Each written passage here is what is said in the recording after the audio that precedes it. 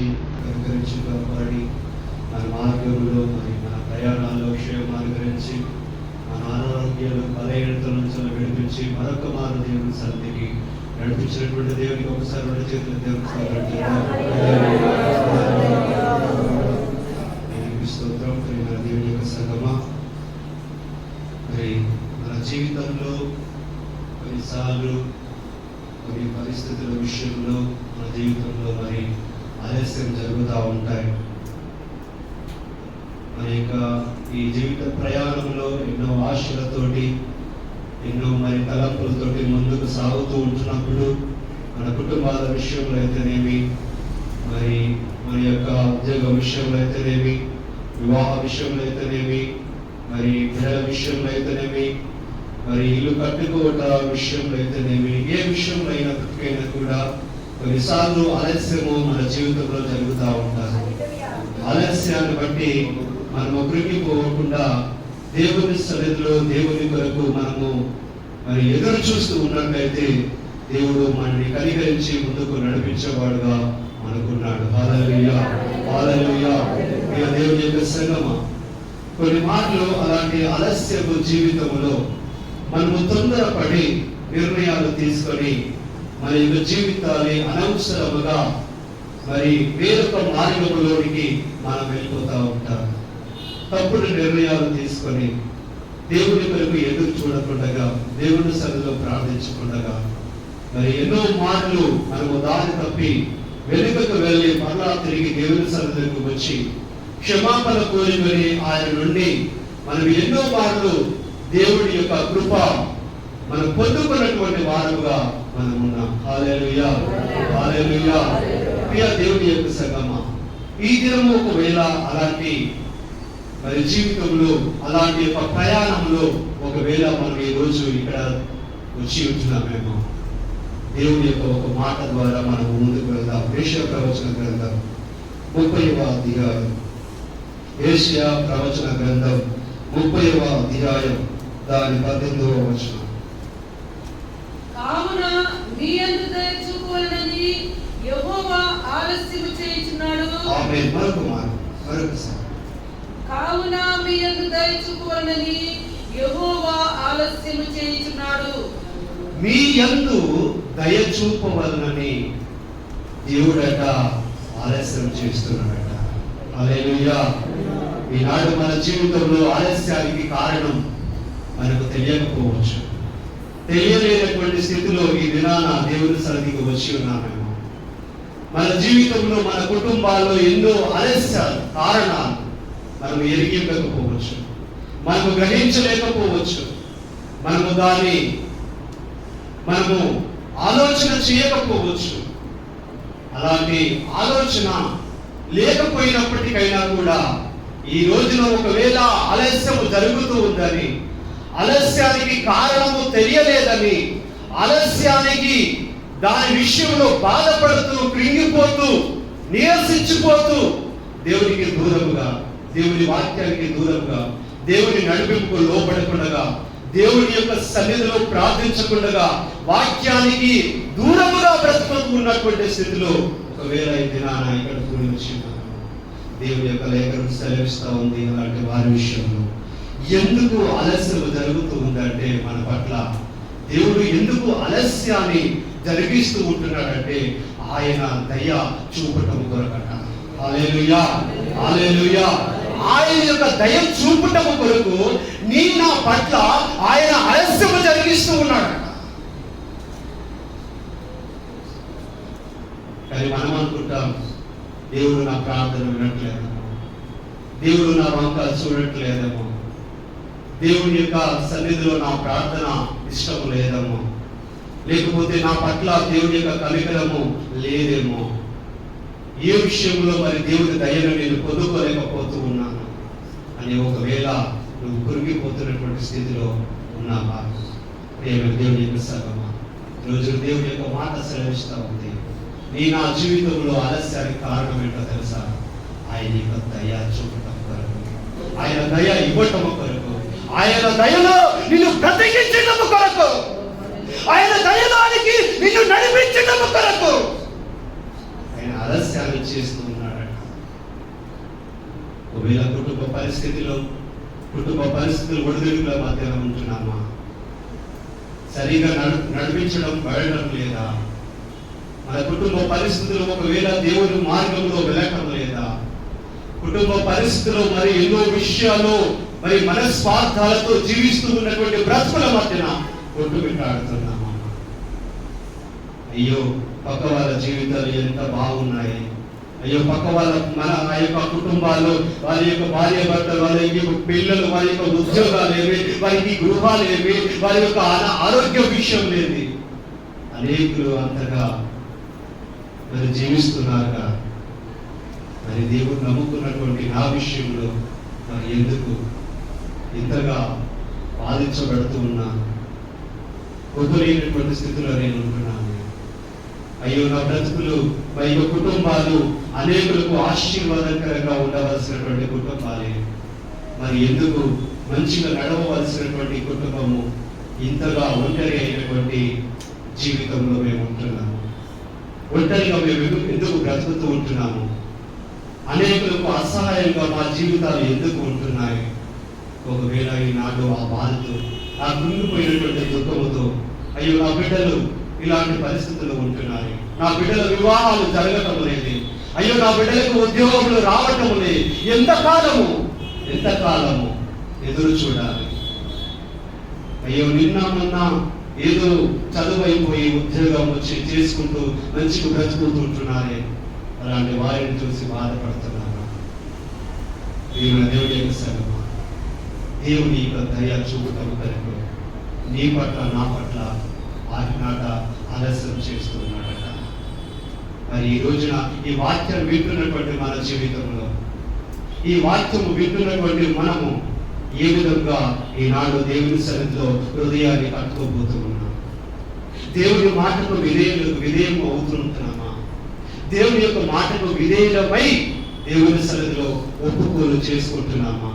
అయ్యో ప్రభువా, ఈనాటి వరకు ఆలస్యం జరుగుతూ ఉందని, ఆలస్యం చేస్తూ ఉందని, తొందరపాటు నిర్ణయాలతో నా జీవితాన్ని, నా కుటుంబాన్ని, నా బిడ్డల్ని, నా యొక్క ఉద్యోగాన్ని నేను విడిచిపెట్టాను, ఇలా జరిగించుకున్నాను. ఒకవేళ నీవు నీకు హృదయం ఒప్పింపబడుతుందా? ఒకవేళ నేను ఒప్పుకున్నట్లయితే దేవుడి వాక్యం ద్వారా నేను ఆదరిస్తున్నాడు. హల్లెలూయా, హల్లెలూయా, హల్లెలూయా. ఆయన దయ చూపగలిగితే ఎలాంటి జీవితం ఉంటుందో తెలుసా? యేసును మనం చూసుకున్నట్లయితే తన అన్నదమ్ముల మధ్యలో ఎంతో బాధ, ఎంతో కష్టము, ఎంతో వ్యక్తిగతల పాలయ్యాడండి యేసు. యేసుకు జీవితంలో ఏనాడు మంచి జీవితము జీవించలేదు, ఆనందకరమైనటువంటి జీవితము లేదు. ఏనాడు కూడా ఆయన యొక్క జీవితంలో దుఃఖముతోనే ఆయన యొక్క నడిపింపు కలిగింది. ఆయన యొక్క మార్గములన్నీ కూడా కష్టతరములుగానే ఉంటాయట. వారి యొక్క అన్నలు కూడా ఆయనను అసహించుకున్న పరిస్థితిలో యేసుకుంటున్నాడు. ఎన్నో మాటలు, ఎన్నో వ్యతిరేకమైనటువంటి మాటలు, తన యొక్క మాటకు విధేయత పడటం లేదట వారి యొక్క అన్నలు. తను కంటున్నాడట కలలు, ఆ కలలు చెప్తేనట ఆయన రూపు రేకులుగా చూస్తూ ఉన్నారట. అలాంటి ఉగ్రులైనటువంటి అన్నదమ్ముల మధ్యన ఆయన నివసిస్తూ ఉన్నాడు. కానీ ఏనాడు కూడా ఆయన అలసిపోలేడండి, ఏనాడు కూడా ఆయన ఆగిపోలేదు, ఏనాడు కూడా ఒక తప్పుడు నిర్ణయం అంటూ ఆయన జీవితంలో తీసుకోలేడు. దేవునికి విధేయపడ్డాడు. ఆయన ఎవరినైతే నమ్ముతున్నాడో, ఎవరినైతే విశ్వసిస్తున్నాడో, ఎవరినైతే ఆయన చూస్తూ ఉన్నాడో, ఎవరినైతే ఆయన ప్రేమిస్తూ ఉన్నాడో, ఎవరినైతే ఆయన ఆరాధిస్తూ ఉన్నాడో, ఆయనను బట్టి తన్ను తాను తగ్గించుకొని విధేయత చూపుతూ ఆయన ముందుకు నడిచాడు. ఆయన మాటలు హల్లెలూయా, హల్లెలూయా. ప్రియమైన దేవుని యొక్క సంగమా, తన కళ్ళలో మరి విషయంలో ఆలస్యము జరుగుతూ ఉంది. ఏనాడో ఆ కళను కన్నాడని ఆ కళల విషయంలో వారి యొక్క అన్నలు కోపద్రేకులై ఆ యొక్క తప్పుని బానిసత్వంలోనికి నెట్టివేశారు, ఎవరికో అమ్మేశారు, వారి మధ్యలో నుంచి వారిని తొలగించుకున్నారు. అయినా ఆయన ఎక్కడ కూడా ఒక పొరపాటు కలిగినటువంటి ఆలోచన నిర్ణయం తీసుకోలేదు.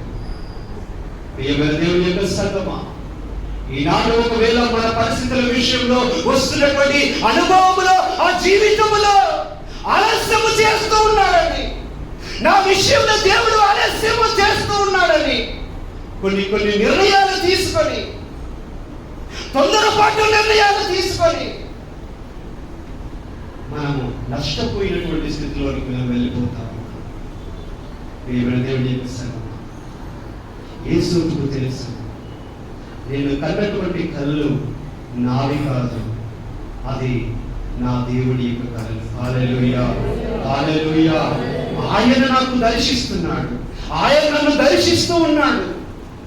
ఆయన రాబోయే కాలంలో చేసేటటువంటివన్నీ కూడా ఆయన నాకు చూపిస్తూ ఉన్నాడు. వాటి మీద విశ్వాసం ఉంచి ఆయన ఇక నడవడిక సాగించాడు. ప్రియమైన దేవుని యొక్క సంగమా, ఆయనకు ఒక రోజున ఆలస్యం చేసి ఆఖరికి జైలు పడ్డా కూడా ఆయన మాత్రం తొందరపాటు నిర్ణయం తీసుకోకుండా ఆయన దయ కొరకు వేచి ఉన్నాడు. హల్లెలూయా, హల్లెలూయా. ఆయన దయ కలిగినటువంటి ఆ యొక్క హస్తము చాపగలిగితే మరి ఇక జీవితం ఎలా ఉంటుందో తెలుసా? ఒక ఉన్నతమైనటువంటి స్థానం యేసుకు దొరికింది. హల్లెలూయా, హల్లెలూయా, హల్లెలూయా, హల్లెలూయా. ప్రియమైన దేవుని యొక్క సంగమా, ఈ దినాన మన యొక్క జీవితంలో ఆలస్యానికి కారణం ఏంటి? ఎన్నో మార్లు మనం తప్పించుకోలేదా? ఎన్నో మార్లు దేవుని సన్నిధిలో దుఃఖముతో వెళ్ళలేదా? ఎన్నో మార్లు ఒకవేళ నువ్వు ఉపవాసముతో దేవుని సన్నిధిలో గడపలేవా? దేవుని వాక్యాన్ని బట్టి ఎన్ని మార్లు నువ్వు బలపరచబడ్డావు? ఎంతకాలము బలపరచబడ్డావు? కానీ ఈ దినాన ఎందుకు అలసిపోతున్నా? ఎందుకు నీ జీవితంలో, నీ మనసులో ఆ హృదయం కలిగినటువంటి తలంపులు ఎందుకు బలహీనమైనటువంటి తలంపుల చేత నీ మనసును ఎందుకు పక్కద్రోవ పట్టిస్తూ ఉన్నావు? ప్రియమైన దేవుని యొక్క సంగమా, ఈ దినాన దేవుడు సూటిగా మనతో మాట్లాడుతున్నటువంటి మాట ఏంటో తెలుసా? ఇదిగో నీ పట్ల ఆయన దయ చూపటం కొరకే ఆయన ఆలస్యం చేస్తూ ఉన్నాడు. ఆయన దయ చూపితే ఎలాంటి ఉంటుందో తెలుసా? ఆయన యొక్క ఉన్నతమైనటువంటి స్థానంలో యేసును నిలబెట్టాడండి. మరి ఆ స్థానం కావాలంటే మన జీవితంలో ఏం కావాలో తెలుసా? దేవుని సన్నిధిలో కనిపెట్టుకొని ఉండాలి, ఓపిక కలిగి ఉండాలి, తొందరపాటు ఉండకూడదు. దేవుని బిడ్డల విషయంలో తొందరపాటు నిర్ణయాలు ఉండకూడదు. ఎందుకంటే అది ఇష్టపడడు. ఆయన సన్నిధిలో కనిపెట్టుకోవాలి. ఎంత ఆలస్యము వెనుకాల దేవుని యొక్క ఉన్నతమైనటువంటి ఉద్దేశం కలిగి ఉన్నాడు. కాబట్టి అంతగా ఆలస్యము జరుగుతుంది. ఎంత ఆలస్యానికి కారణం ఉంటుందో అంతగా దేవుని యొక్క ఉద్దేశం కూడా కలిగి ఉన్నాడు. హల్లెలూయా, హల్లెలూయా. అబ్రహాము విషయంలో ఎంతకాలం అండి వేచి ఉన్నాడు? వాగ్దానం ఇచ్చిన నాటి నుండి 25 సంవత్సరాలు వేచాడు. 25 సంవత్సరాలు కనిపెట్టుకునే ఉన్నాడు అబ్రహాము. ఆయన కనిపెట్టుకుని ఉన్నాడే కానీ తన భార్య శారా మాత్రం తొందరపడింది. తొందరపాటు వల్ల ఎవరికి నష్టం? ఎవరికి జరిగిందని అబ్రహాంగా కాదే, శారాకే కలిగింది. దేవుని వాగ్దానాలు ఇచ్చినటువంటి దేవుడు నమ్మదగిన దేవుడు. నీ జీవితంలో దేవుని యొక్క వాగ్దానం కొరకై నువ్వు వేచి ఉన్నప్పుడు వాగ్దానం బట్టి నీవు నడిపించబడాలి.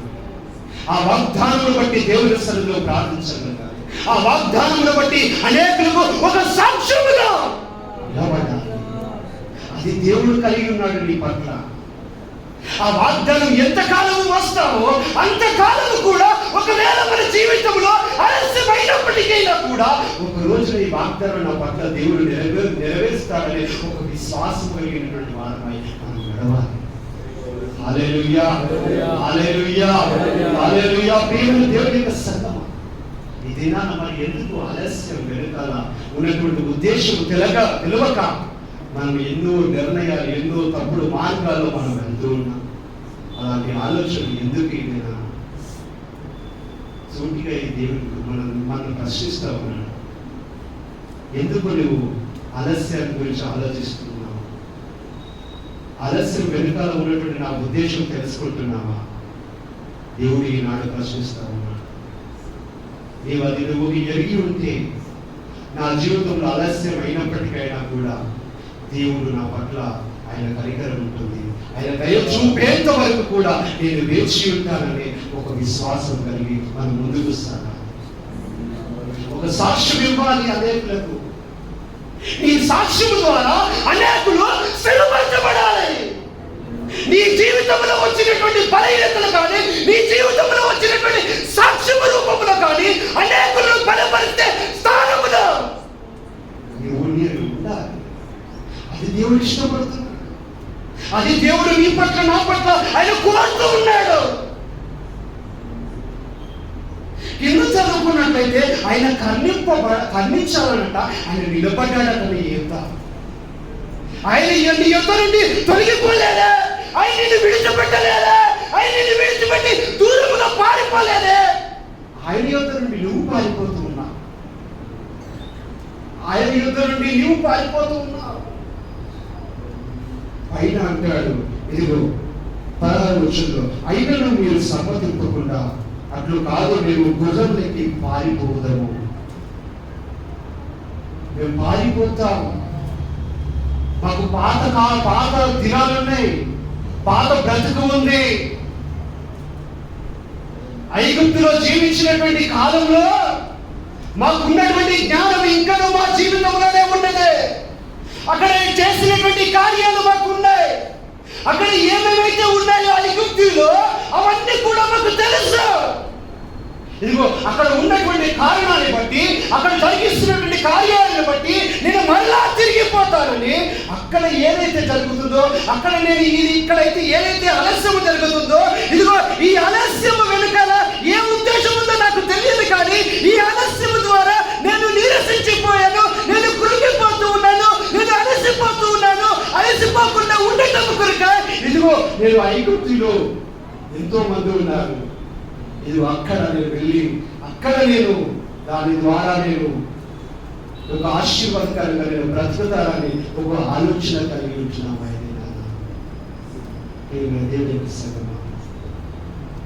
దేవుని మార్గంలో నీవు నేను నడుస్తున్నటువంటి మనము మరలా ఐగుప్తు యొక్క బలం మనకి ఎందుకు? ఐగుప్తు యొక్క బలం ఎందుకు మనకి? ఐగుప్తులో ఉన్నటువంటి బలము, అధికారాలు ఎందుకు మనకి? మరలా నీవు తిరిగి వెళ్ళాలని ఆశపడుతూ ఉన్నావా? నేను ఎవరిని? దేవుడు పిలిచినటువంటి వారమని ఆయన రక్షించుకున్నాడు నిన్ను నన్ను. ఆయన ప్రాణం పెట్టాడండి. ఎందుకు ప్రాణం పెట్టాడు? మరలా తిరిగి వెళ్ళటానిక? మరలా తిరిగి ఐగుప్తు యొక్క బలము ఆధారం చేసుకుని బ్రతకటానిక? ఐగుప్తు యొక్క మరి ఆ యొక్క ఆశలన్నీ కూడా తీర్చుకోవటానిక? ఐగుప్తు కోరికలు తీర్చుకోవటానిక? ఆ ఆశలు, ఆ కోరికలు, ఆ బలము ఇక్కడ లేదని, ఆలస్యం జరుగుతుందని మరలా తిరిగి వెళ్ళిపోయే పరిస్థితులు ఎందుకుంటున్నావు? ఓపిక లేదా, ఓర్పు లేదా, సహనం లేదా? దేవుడు అదే అంటున్నాడు కదా, ఓర్పు కావాలి. ఓపికతో కనిపెట్టాలి, ఓపిక కలిగి ఉండాలి. నిరీక్షణ కలిగినటువంటి వారమండి మనము. ఏదైనప్పటికైనా కూడా ఒక నిరీక్షణ మనము కలిగి ఉందా? ఆ నిరీక్షణకు ఆధారమైనటువంటి దేవుడు మనతో ఉన్నాడు. నిరీక్షణ ఎందుకు కోల్పోతూ ఉన్నా? ఎంతకాలమైన నా జీవితంలో ఎంత ఆలస్యమైనప్పటికైనా కూడా దేవునికి ఒక సాక్షిగా నేను జీవిస్తానని ఒక మనసు, ఒక విశ్వాసం కలిగినటువంటి వారు ప్రియమైన దేవుని యొక్క సంగమా, ఎస్తేరు విషయంలోనట తన చిన్ననాటి నుండి తన తల్లిదండ్రులు చదువుకునేవారు. కానీ చిన్ననాటి నుండి ఒక్కటిగానే ఉండి పెరిగి పెద్దగైంది. ఎన్నో బాధలు, ఎన్నో కష్టాలు, ఆ బిడ్డ పట్ల ఎంతో మంది కనికరము చూపినప్పటికైనా కూడా తన యొక్క మనసులో మాత్రం ఒక తల్లిదండ్రులు లేనటువంటి ఒక అపోహ తన యొక్క హృదయంలో ఉందేమో. చిన్ననాడే తన తల్లిదండ్రులు చనిపోయారు. ఎవరు చూసేవారు లేరు, ఎవరు ఆదరించేవారు లేరు, ఎవరు సహాయం చేసేవారు లేరు, ఎవరు తిన్నవారు లేదా అని, పడుకుంటున్నావా లేదా అని అడిగేవారు కూడా లేరు. కానీ ఒక దినం వచ్చింది, దేవుడు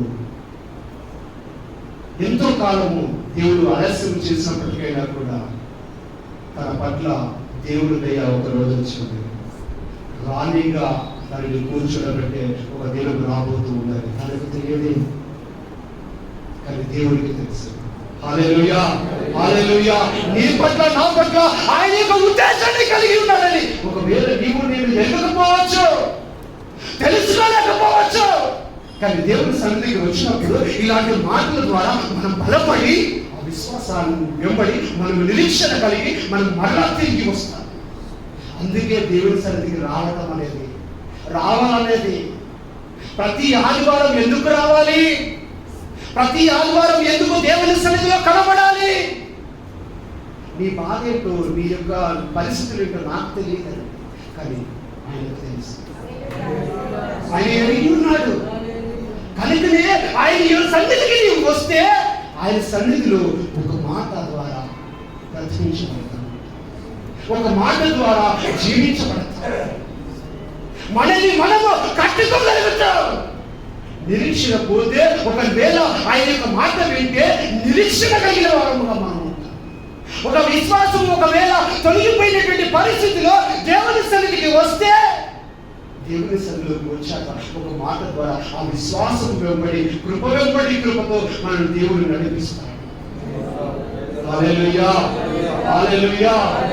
ఎస్తేరు విషయంలో ఎంతో బాధ కలిగి, ఎంతో ఆ యొక్క ఎస్తేరు ఎన్నో ఇబ్బందులు పడుతూ ఉన్నటువంటి జీవిత కాలంలో ఆ రాజ్యం తన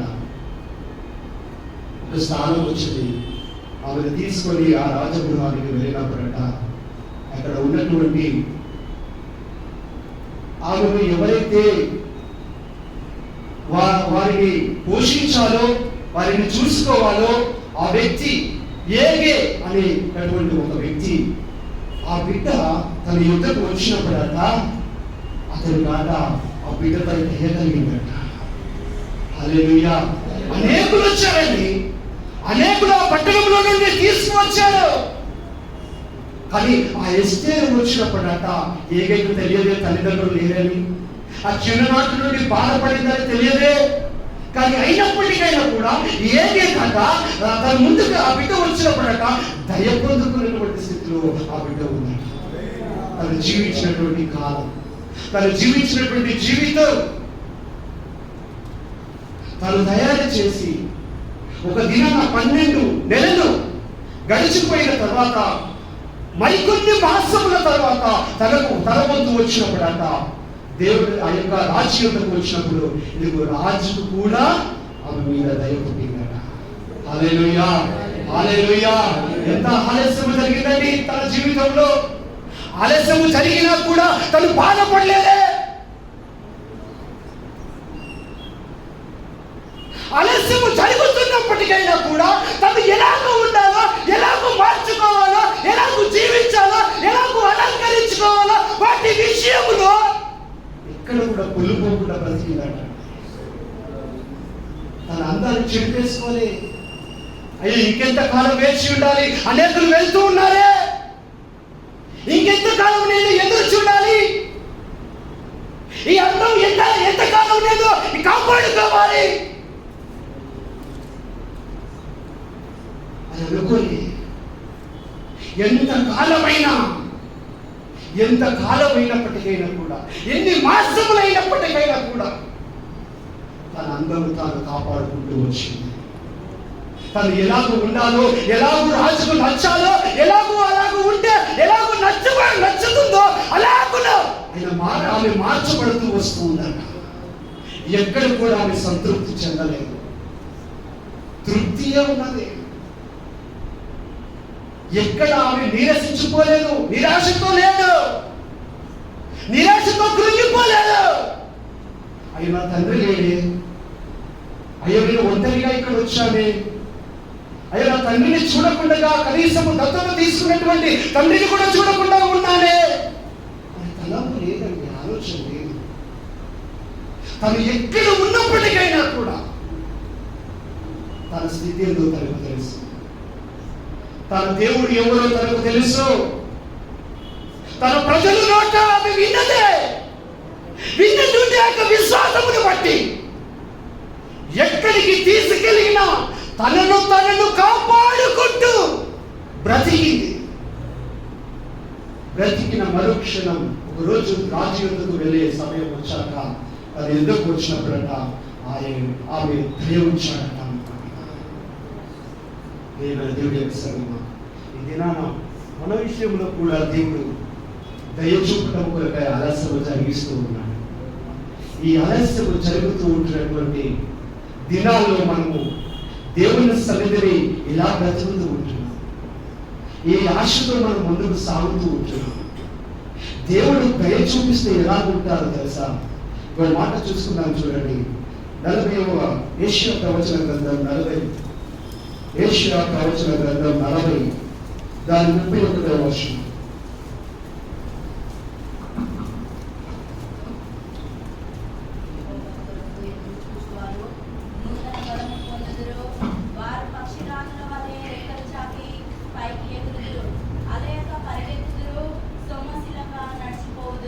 యెహోవా కొరకు ఎదురు చూచు వారు నూతన బలము పొందుదురు. హల్లెలూయా, హల్లెలూయా. ఆయన ఆలస్యం చేస్తూ ఉన్నాడని ఒకవేళ నీవు తొందరపడితే ఆయన బలమును నీవు పొందుకోలేవు, ఆయన దయలో నీవు ఉండలేవు, ఆయన దయను నువ్వు పొందుకోలేవు. ఆయన కొరకు ఎదురు చూచువారట నూతన బలము పొందుతారట. ఒక నూతన బలాన్ని మనం పొందుకోవాలని ఒక ఆశ కలిగిన వాళ్ళపై మనం ఉండగలిగితే ఆయన దయ వచ్చేంత వరకు మనం కనిపెట్టుకొని ఉండగలిగితే, పక్షి రాజు ఎలాగో ఆ యొక్క రాజు ఎలాగో ఎగురుతూ ఉంటుందో అలాగూ పక్షి రాజు యవ్వనము వలె మనము ఎగురుతూ వెళుతామట. యేసపు ఎలాగ వెళ్ళాడండి? నడుచుకు వెళ్ళిపోయాడా? ఆయన దయ వచ్చినప్పుడు ఒక్కసారిగా ఆ యొక్క రాజు పక్కన ఉన్నటువంటి వాడి కన్నా ఎక్కడో బానిసత్వంలో బ్రతుకుతున్నటువంటి వాడే ఆ రాజున్న చోటికి వచ్చాడండి. హల్లెలూయా, హల్లెలూయా. ఆయన కొరకు ఎదురు చూసి వారి యొక్క పరిస్థితి ఎలా మార్చబడుతుందో తెలుసా? పక్షిరాజు యవ్వనము వలె ఇగో ఎగురుతూ ఉంటేదట. ఒక్కసారిగా నిన్ను ఎక్కడికో తీసుకుపోయేటటువంటి వాడుగా ఉంటున్నాడు. చిన్నగా వెళ్ళలేము. ఒకవేళ మన తొందరపాటు నిర్ణయాల వల్ల మనము ఏదో దుఃఖముతోనో బాధతోనో ముందుకు సాగుతామే కానీ ఆ పరిస్థితులు ఏదో అప్పటి మందము అది తొలగిపోతాయే కానీ, ఆ వ్యాధి అప్పటి మందము తొలగిపోతాయే కానీ ఆ పరిస్థితుల మధ్యలో అప్పటి మందమే. మన నిర్ణయాలను బట్టి మనము ఒకవేళ వెళితే అప్పటి మందమే అవి చూస్తావు కానీ మళ్ళా ముందుకు వెళ్ళిన తర్వాత ఈ జీవితం మళ్ళా క్షోభంలోనికి వెళ్ళిపోతుంది. ప్రియమైన దేవుని యొక్క సన్నిధిలో బైబిల్ గ్రంథంలో ఒక వ్యక్తి ఉన్నాడు. ఆ వ్యక్తి జీవితంలో దేవుడు ఎంతోగానో దేవుడు ఆయనను బలపరిచాడండి. దేవుడు తనని చూసినటువంటి నాటి నుండి తను కాపాడుతూనే ఉన్నాడు. ఆ వ్యక్తిని దేవుడు ఎంచుకున్నాడు, కోరుకొని ఎంచుకున్నాడు.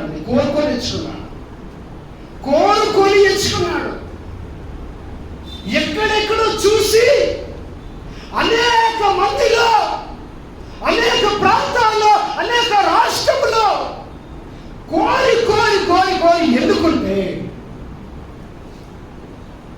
ఆయన ఏం చేశాడో తెలుసా? దేవుని యొక్క కోరికను భంగపరిచే పరిస్థితిలోకి వెళ్ళిపోయాడు సౌలు. ప్రియమైన దేవుని యొక్క సంగమా, ఒక ఉన్నతమైనటువంటి స్థానం ఇచ్చాడంటే, తండ్రి యొక్క మందలు, తండ్రి యొక్క గేదెలను తోలుకునేటటువంటి వాడు ఆ వ్యక్తిని తీసుకొచ్చి రాజుగా నిలబెట్టాడండి. తను కూడా ఆశపడలే, తనకు కూడా ఆలోచన లేదు తనకి.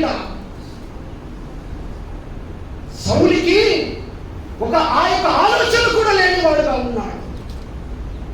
ఒక్కసారిగా దేవుడు తీసుకొచ్చి రాజుగా నిలబెట్టాడు, రాజుగా అభిషేకించాడు. అది మరలా ఇశ్రాయేలీయుల ప్రజలకి మొదటి రాజుగా ఇచ్చాడండి. పట్టాభిషేకం చేశాడు,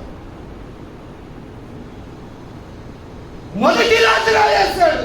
ఏ స్థితిలో ఉన్నటువంటి వాడు సౌలు?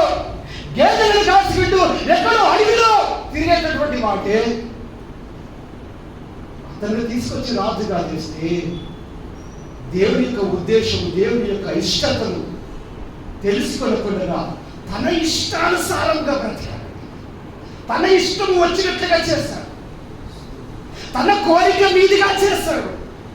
ఎదురు చూడలే దేవుని కొరకు, దేవుని మాట కొరకు ఎదురు చూడలే. దేవుని యొక్క తలంపు, దేవుని యొక్క మాట, యొక్క ప్రవచనము కొరకు ఎదురు చూడలే. ఇలాంటి పరిస్థితుల్లోకి వెళ్ళిపోయాడంటే, తనకు ఇచ్చినటువంటి రాజ్యం 40 సంవత్సరాలు అయితే, ఒకవేళ 40 సంవత్సరాలు రాజ్యం ఏలేనటువంటి వాడు 2 సంవత్సరాలే ఏలాడు.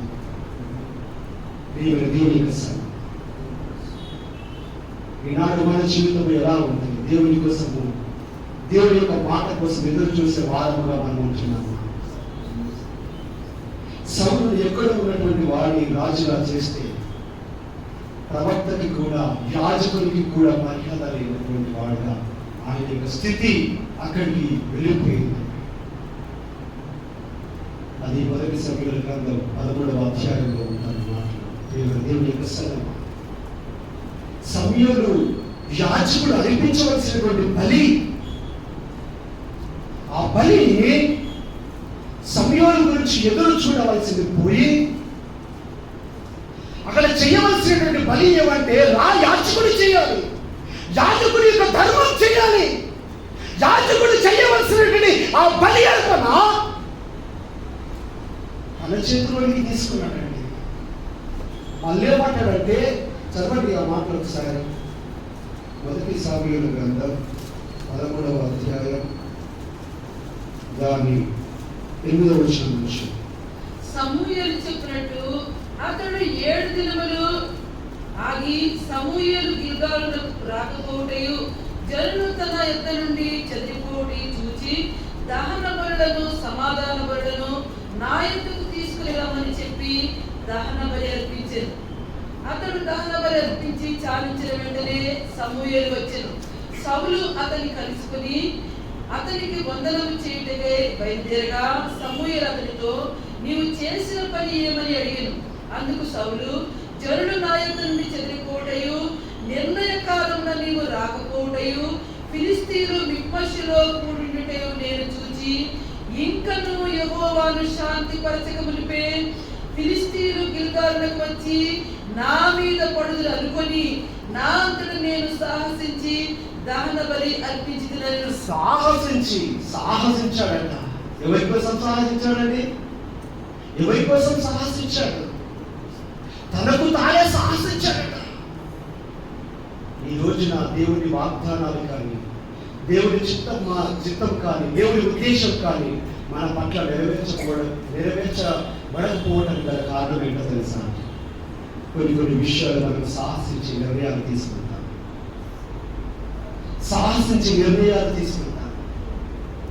ఎదురు చూడడం, ఎదురు చూసే ఓపిక మనకెక్కడిది? పక్క వారిని చూస్తాం. ఆయన దేవుని చూస్తానేమో ఒకవేళ మనము ఓపికతో కనిపెట్టుకుంటాం, కానీ మనం దేవుని వైపు చూడంగా, దేవుని వైపు చూడలేముగా, దేవుని సన్నిధిలో వేచి ఉండలేముగా, దేవుని సన్నిధిలో కళ్ళు కనిపెట్టుకోలేముగా.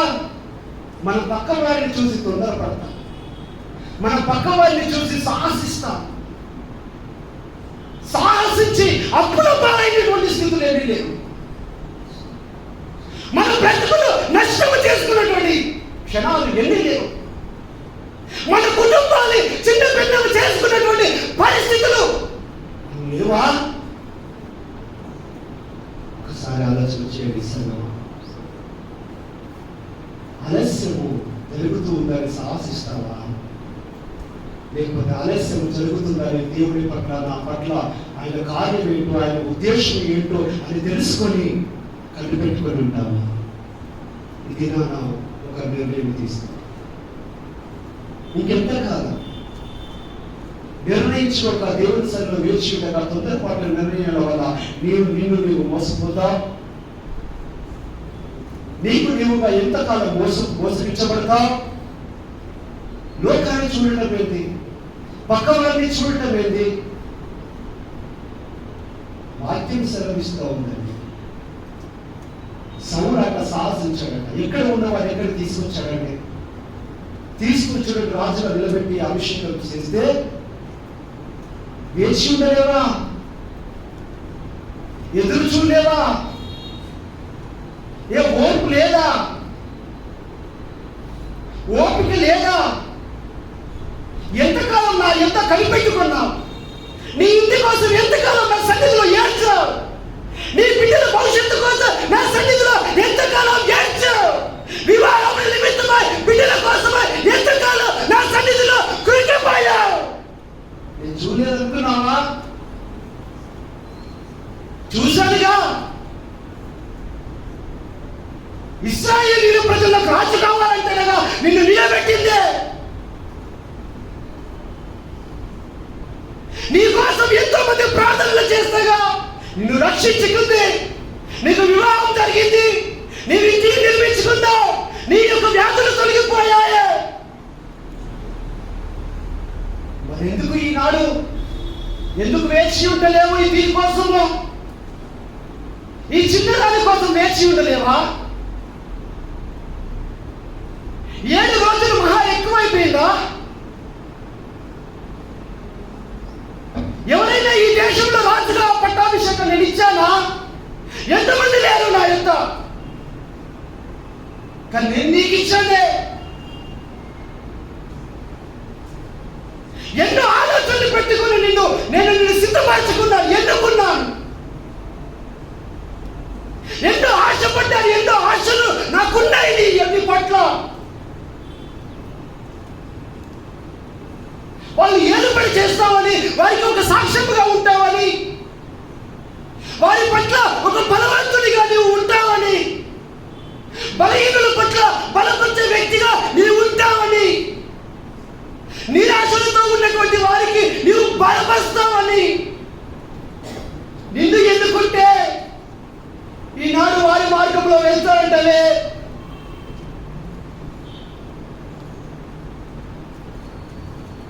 వేచి ఉంటే ఏమవుతుంది? ఎక్కడి నుండి వచ్చావు నువ్వు?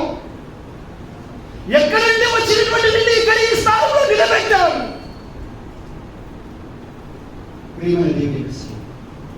ఒక్కసారి ఆలోచించు. ఎంతో మంది ఈ లోకంలో ఉన్నారు. నన్ను ఎందుకు, ఏ ఉద్దేశం కొరకు ఏర్పరచుకున్నాడు దేవుడు?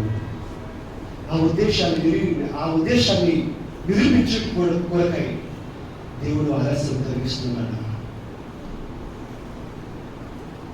ఒకసారి ఆలోచించు.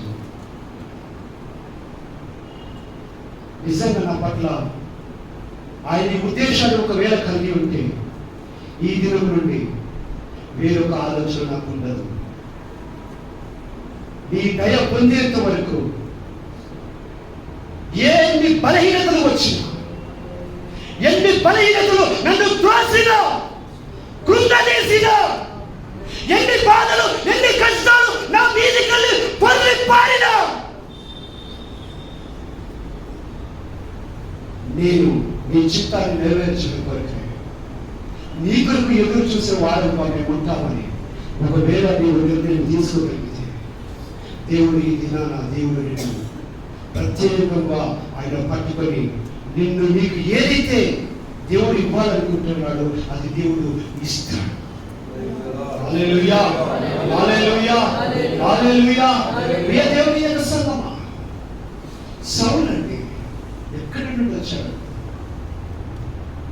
ఎంతగా బాధ పెట్టాడు దేవుడు, ఎంతగా బాధపరిచాడు. సాహసించి పని చేస్తూ ఉన్నాడట. మనం ఈ రోజుల్లో ఈ దినాల్లో సాహసించి ఎన్నో కార్యాల్లో మనము ఏలు పెట్టే ఉంటాం. సాహసించి ఎన్నో కార్యాలు మన పరిస్థితులకు తగినట్టుగా ఎన్నో కార్యాల విషయంలో మనము సాహసం చేసి ఉంటాము. అవన్నిటిని విడిచిపెట్టండి, అవన్నిటిని మానుకునండి. దేవుడు ఒక ఉద్దేశం కలిగి ఉన్నాడు నీ పట్ల.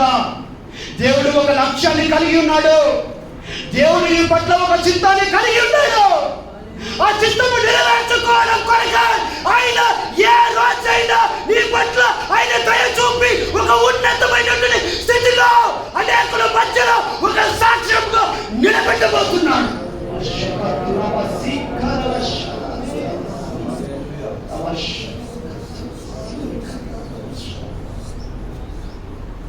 హల్లెలూయా, ఏక మనసుతో హల్లెలూయా. మేము ఎదురు చూసే వారంగా ఉండాలి. అలాగే యెషయా ప్రవచన గ్రంథం 64వ అధ్యాయం దాని 4వ వచనం. యెషయా ప్రవచన గ్రంథం 64వ అధ్యాయం దాని 4వ వచనం. తన కొరకు కనిపెట్టు వారి విషయమై నీవు తప్ప తన కార్యము సఫలము చేయు మరి ఏ దేవుడిని ఎవడు ఏ కాలమున చూచి ఉండలేదు. అట్టి దేవుడు తనడన్న సమాచారము మనుషులకు వినబడలేదు. అట్టి సంగతి వారికి తెలిసి ఉండలేదు. హల్లెలూయా, హల్లెలూయా. ఈ దేవుని యొక్క సంగమా, ఈ యొక్క వార్తలు కనుక మనకు అర్థమైతే, ఈ వాక్యము కనుక ఈ మాటలు కానీ మరొక మారు ఒకవేళ చదువుతాను నేను వినండి. ఈ మాటలు కానీ మన యొక్క హృదయంలో ఉంచుకున్నట్లయితే ఈ లోకములో ఎలాంటి పరిస్థితులు అయినప్పటికైనా కూడా ఒక సాక్షిగా మనకు ముందుకు వెళ్ళగలుగుతాం. ఏమంటున్నాడండి? తన కొరకు కనిపెట్టు వారి విషయమై నీవు తప్ప తన కార్యము సఫలము చేయు మరి ఏ దేవుడును. ఆయనకు కొరకు కనిపెట్టు వారి యొక్క విషయంలో, వారి యొక్క కోరిక తీర్చే విషయంలో ఆయన తప్ప నువ్వు ఎవరి కొరకు ఎవరి సన్నిధిలో కనిపెడుతున్నావు? ఆయన ఎవరో గుర్తెరిగావా? ప్రవక్త అంటున్నాడు ఈ మాటలు. ప్రవక్త నీకు నాకు సెలవిస్తూ ఉన్నాడు. ఎవరైతే నీ కొరకు కనిపెట్టుకుంటారో, ఎవరైతే నీ సన్నిధిలో కనిపెట్టుకొని బ్రతుకుతారో, కనిపెట్టుకొని ఆశ కొరకు జీవిస్తారో, వారి కోరికలాట, వారి విషయమై తన కార్యములు సఫలము చేయు మన కార్యములట సఫలము చేయగలిగినటువంటి ఏ దేవుడును కూడా ఈ లోకములో కాదు, ఇంతవరకు కాదు, మరలా తిరిగి వచ్చే ఈ లోకం అంత్యకాలంలో కూడా కాదు, ఏ కాలంలో కూడా ఈ దేవుడు లాంటి దేవుడట ఎవడు లేడట, ఆయన చూడలేదట. ఎంత గొప్ప మాట్లాడండి. కానీ నీవు నేను చూస్తాను, కుటుంబం ఏదైనా పరిస్థితి వస్తే, ఏదైనా ఆపదలు వస్తే, ఏదైనా పరిస్థితులు వచ్చినప్పుడు ఎక్కడికి వెళ్తాం? వేరే వాళ్ళని చూస్తాం. అయ్యా మరి మా పట్ల మా కుటుంబంలో ఈ పరిస్థితి అయింది, ఇక నీవు తప్ప ఎవ్వరు ఈ పరిష్కారాన్ని ఎవరు పరిష్కరించలేదు అని వాళ్ళ దగ్గరికి వెళ్తాం. ఏదైనా బాధలు, ఏదైనా కష్టాలు వస్తే, ఏదైనా ఆపద స్థలాలు వస్తే, ఏదైనా ఇబ్బందులు వస్తే, ఏదైనా పరిస్థితులు వస్తే వేరే వాళ్ళ దగ్గరికి వెళ్తాం. అయితే దినాల దేవుడు ఏమంటున్నాడంటే, వారి యొక్క కార్యం అట సఫలం చేయగలిగినటువంటి దేవుడు అట ఇంతవరకు చూడలేదట. మరి నీవు నేను చూసామా? ఎందుకు వెళ్తున్నావు పక్క వారి దగ్గరికి? పక్క వారికి ఎందుకు ఆశ్రయిస్తూ ఉన్నావు? మరి దేవుడి మాటకు సమాధానం నువ్వు చెప్పగలవా? మన పట్ల మనం కనిపెట్టుకుంటున్నాము, ఆ కార్యము సఫలము చేయగలిగినటువంటి దేవుడు ఈ లోకంలో కాదు, ఇంతవరకు కూడా లేదని ప్రవచనం మాట్లాడుతూ ఉంటే, మరి ఈ దినాన ఇగో నా కార్యాల పట్ల, నా పరిస్థితుల పట్ల ఇదిగో వాళ్ళు చేస్తారు, వాళ్ళు తొలగిస్తారు, వాళ్ళ ఇబ్బందుల నుంచి విడిపిస్తారు, వాళ్ళ పరిస్థితుల నుంచి బయటకు పడడానికి సహాయం చేస్తారని అది వైపు వెళ్తున్నారే. ప్రవచనం ఒకవేళ మనం తీసుకోగలిగితే ఈ దినం నుండి ఎవరిని కూడా ఆశ్రయించము. హల్లెలూయా, హల్లెలూయా. ఎవడును తన కార్యము సఫలము చేయి మరి ఏ దేవుడిని ఎవరు నేను ఏ కాలంలో చూసింది లేదు. అట్టి దేవుడు కలరైన సమాచారం కూడా మనుషులకు వినబడలేదట. వినబడ్డదా నీకు? అక్కడ ఏదో కొండలా చేస్తారంటే వినబడ్డదా? అది వింటున్నావా? లేకపోతే అక్కడ ఏదో ఈ కొండకు, లేకపోతే అక్కడ ఆ ఆఫీస్లో, లేకపోతే ఇక్కడ ఈ ఆఫీస్లో, ఈ యూట్యూబ్లో, లేకపోతే ఆ నెట్లో ఉన్నదని వినబడుతుందా? అక్కడికి వెళ్తున్నావా? ఎక్కడికి వెళ్తున్నాం మనం? ఆలస్యం జరిగితే వాటిని ఆశ్రయిస్తామా? వాటితోటి వెళ్తామా? వాటి వైపుగా మనము చూస్తామా? ఎంతకాలం మరలా ఐగుప్తు సైడ్ చూస్తున్నాం. అందుకే యెషయా ప్రవచన గ్రంథం అంటాడు, అతి సంగతి వారికి తెలియలేదు అని. యెషయా ప్రవచన గ్రంథం అదే 30వ అధ్యాయంలో 15వ వచనం మనం చూసుకుంటే 15వ వచనం, ప్రభువును ఇశ్రాయేలు యొక్క పరిశుద్ధ దేవుడు యెహోవా ఇలా సెలవిస్తున్నాడు, మీరు మరలి వచ్చి ఊరకుండుట వలన రక్షించబడెదరు. మీరు ఊరకుండి నమ్ముకునుట వలన మీకు బలం కలుగును. అయినను మీరు సమర్థుపగా అట్లు కాదు, మేము గుర్రములకి పారిపోవమంటిరి, కాగా మీరు పారిపోవలసి వచ్చును. మేము వడిగల గుర్రములు ఎక్కి పోయేదమంటిరే, కాగా మిమ్మల్ని తరుమువారు వడిగలవారుగా ఉందురు. మీరు పర్వతముల మీద నుండి కొయ్యవలను, కొండ మీద నుండి జండవలను. అందువరకు ఒకరి గద్దింపులకు మీరు 1000 మంది పారిపోయేదరు, 5 గద్దింపులకు మీరు పారిపోయేదరు. 15వ వచనం అంటాడు, మీరు మళ్ళీ రండి. వెనుకకు వెళ్ళాగా, వెనుకకు వెళ్ళినటువంటి నీవు మరలా ఒకవేళ నా ఎదుటికి వస్తే, మరలా తిరిగి నా సన్నిధికి వస్తే, మరలా ఒకవేళ నా సన్నిధికి వచ్చి నెమ్మది కలిగి ఉంటే రక్షించబడతారు. ఒకవేళ మీరు మరలా సన్నిధికి వచ్చి ఊరకుండటం వలన, నమ్ముకొనటం వలన మీకు బలము కలుగుతుంది. ఏ బలము కలుగుతుందట? నువ్వు ఎదురు చూస్తున్నావే ఆలస్యానికి కారణం.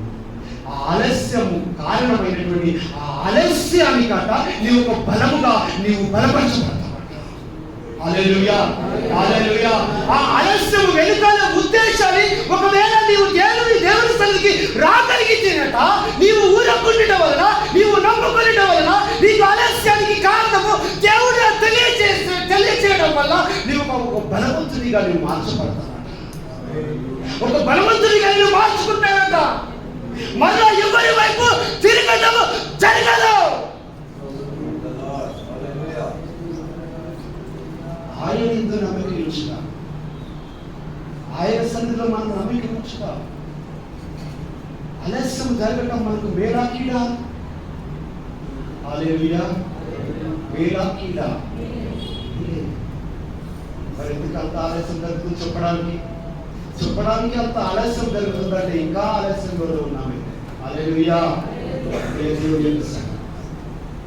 ఆలస్యం వెనుకాల దేవుడి యొక్క ఉద్దేశం దాగి ఉంది. ఆ ఉద్దేశము దాగి ఉన్నటువంటి ఆ ఉద్దేశము అది దేవుడికి మాత్రమే తెలుసు.